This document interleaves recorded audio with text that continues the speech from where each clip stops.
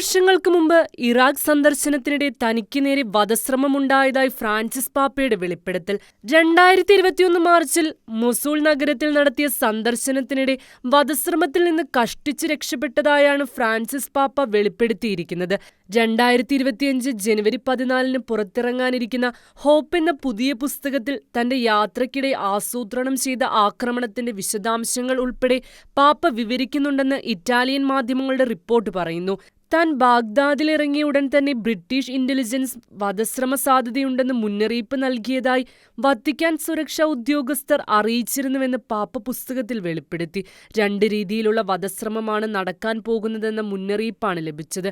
അപ്പസ്തോലിക സന്ദർശനവേളയിൽ ചാവേറായി സ്വയം പൊട്ടിത്തെറിക്കുക എന്ന ഉദ്ദേശത്തോടെ ഒരു യുവതി തയ്യാറായി എത്തിയിരിക്കുന്നുവെന്നും ഇവർ മൊസൂളിലേക്ക് പോകുന്നുണ്ടായിരുന്നുവെന്നും തന്നെ വധിക്കുവാനായി അതിവേഗ ട്രക്കും നിരത്തിലിറക്കിയിരിക്കുന്നുവെന്നും വെളിപ്പെടുത്തലുണ്ട്. ജിഹാദിസവും തീവ്രവാദി ആക്രമണങ്ങളും മൂലം നശിച്ച ഒരു ദേശത്തേക്ക് അപ്പസ്തോലിക സന്ദർശനം നടത്തുന്നതിനെതിരെ നിരവധി പേർ തനിക്ക് മുന്നറിയിപ്പ് നൽകിയതായി പാപ്പ പറഞ്ഞുവെന്ന് പുസ്തകത്തിൽ നിന്നുള്ള ഉദ്ധരണികൾ പങ്കുവച്ചുള്ള ഇറ്റാലിയൻ പത്രമായ കൊറിയൻ ഡെല്ല സെറയുടെ റിപ്പോർട്ടിൽ പറയുന്നു. എന്നാൽ എന്തു വില കൊടുത്തും പോകാൻ ഞാൻ ആഗ്രഹിച്ചു.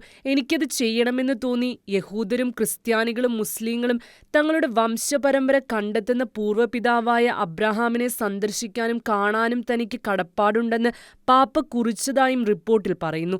സന്ദർശനത്തിനിടെ ഫ്രാൻസിസ് പാപ്പ അബ്രഹാമിന്റെ ജന്മനഗരമായ ഊർ സന്ദർശിച്ചിരുന്നു. International desk, Shekinah news.